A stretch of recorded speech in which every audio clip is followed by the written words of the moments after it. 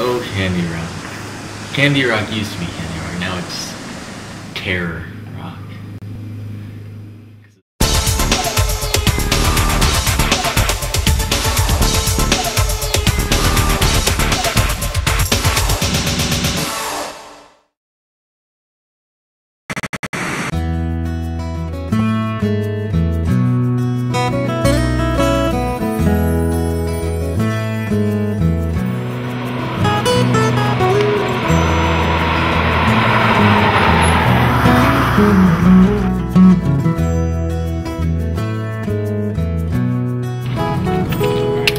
So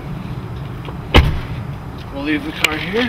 What we're gonna do is hike straight downhill about 3 miles, find a place to make a camp while we're lost, and then survive for as long as we can. Survivor Man in the Sierra Nevada. Let's do Yes. Except better than Survivor Man. Survivor Gentleman. When we got there, we hiked down that stupid road. Fucking ever. Well, it felt like it was only like 3 miles really, but it felt like a long time.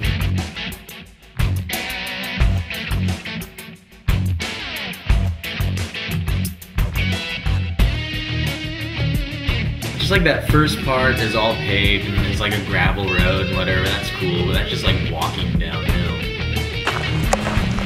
Here we go. Trekking into the forest. A hunting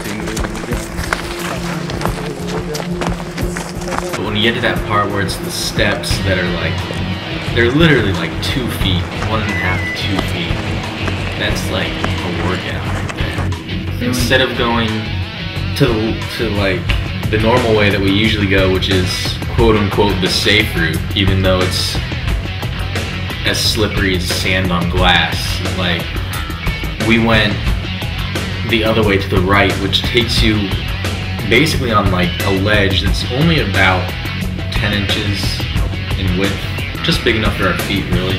We walked along that for a little bit, not that far, and it took us directly above where we normally set up all our stuff, which was kind of cool. Except that when I say directly above, I mean directly way above, so we had to kind of scramble down, do a little bit of climbing to get down. So after we got down from there, we pretty much just went downstream along the shore. I really don't know how far we went. It's hard to judge distance when you're going over that stuff. It just takes so long and it's so punishing.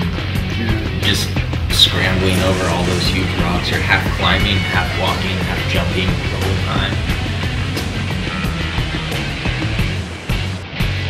And the idea was to head further up slope, basically up the mountain a ways, to get into a more wooded area where we could find more likely areas for campsites. And I know we're close to the river and all, but this seems like a fairly decent place. This is a good place to make camp, definitely. And actually, Dunne, you found the campsite. It was a pretty flat little stone area, which was good. And then I knew the first thing we had to do was make our shelter, because that always takes the longest and it's the most important. So we cleared the area of all the debris that was on the ground. There was just a lot of leaf litter and all kinds of dead wood and stuff. So it was actually nice that there was all that wood there, and that we didn't have to collect very much wood.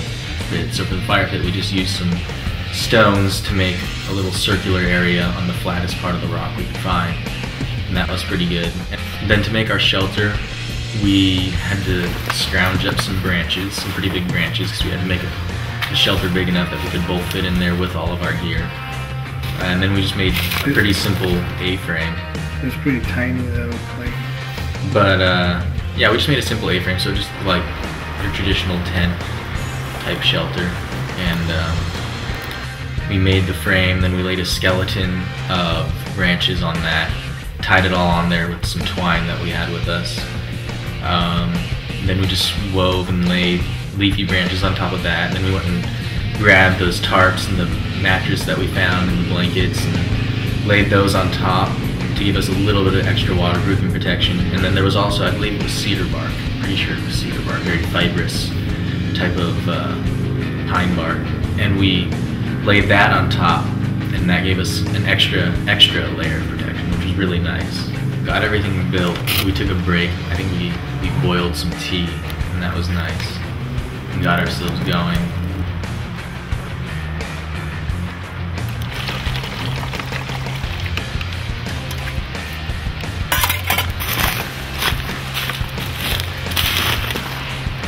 Still hot as hell. How is It's delicious.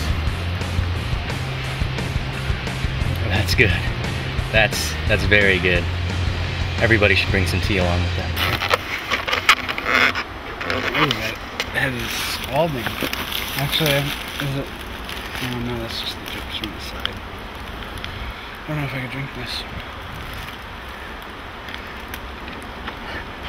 It's hot. Yeah, it is. It's so hot. It's hot, natural spring water.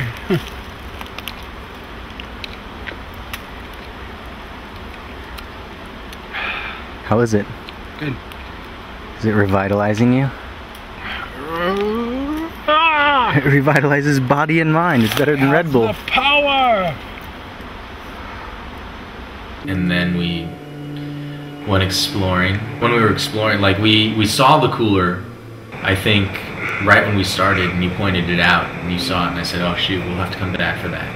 Because that was awesome. It was great to have that. And we just couldn't take it right then, because we had to keep going. Because we were burning daylight. But we kept going downriver, and we went a ways. I mean, we were following the rapids and going through them. We're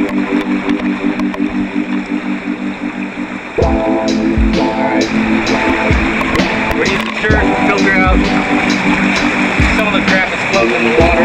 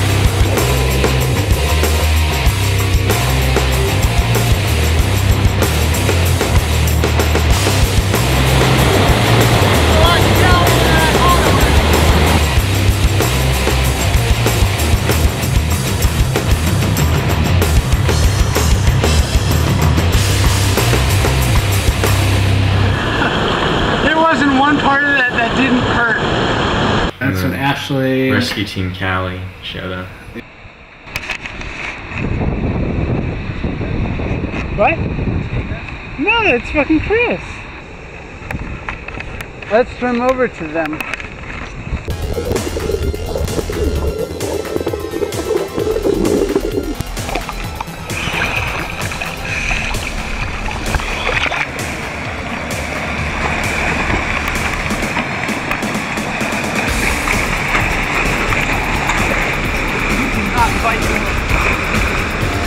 Dude, we can fish here. It's cold. What? It's a bit cold. Not warm, I'll say that much. Oh, fuck this shit. And supposedly they moved our car. Thank God. Well, thank goodness they moved our car down there. We would have been really screwed if they hadn't. But it was good to see some friendly faces, and Who did you think we were gonna be? I had some encouragement, kind of, not really though, when I jumped off the big candy rod.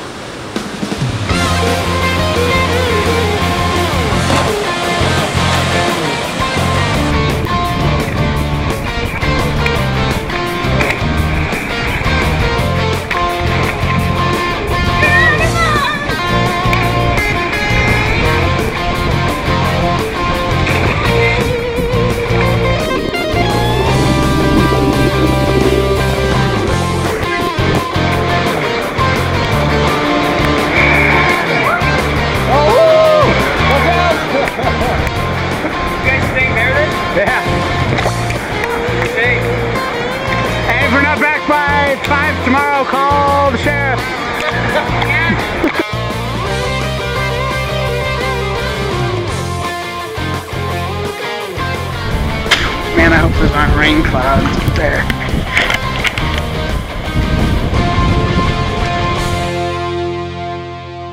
Yeah. The only thing I did wrong jumping off of that, I was pretty good on my form.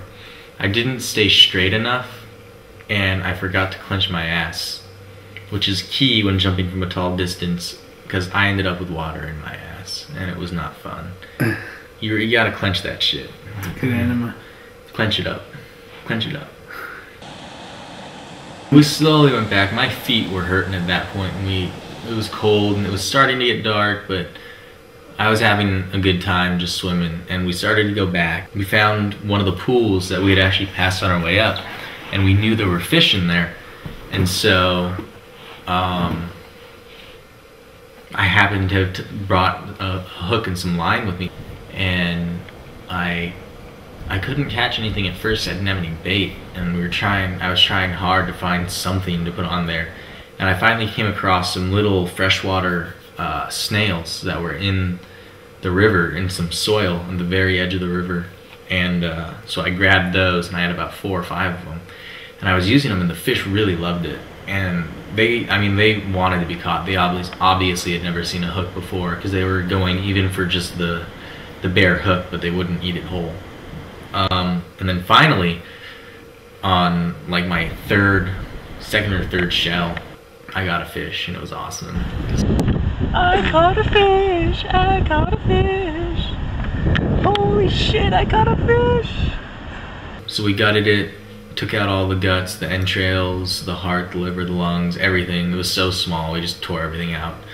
And then once it was all cleaned up, we kept the guts for our track that we were gonna make later, and then we just kind of fried it real quick and made sure it was done thoroughly all the way through, and then pretty much just ate it whole. We got us a beautiful fillet of mangled fish. We're gonna eat it bones and all. I'll take the top half.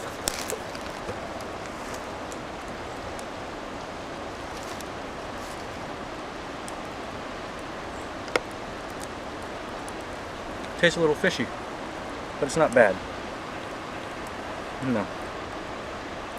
It's my dinner.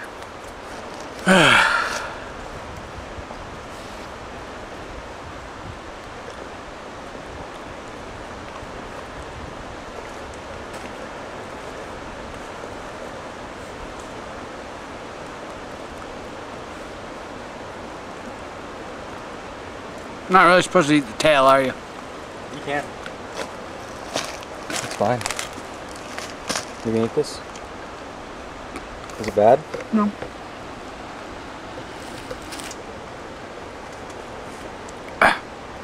It's not bad, but I wish we had like 8 of them.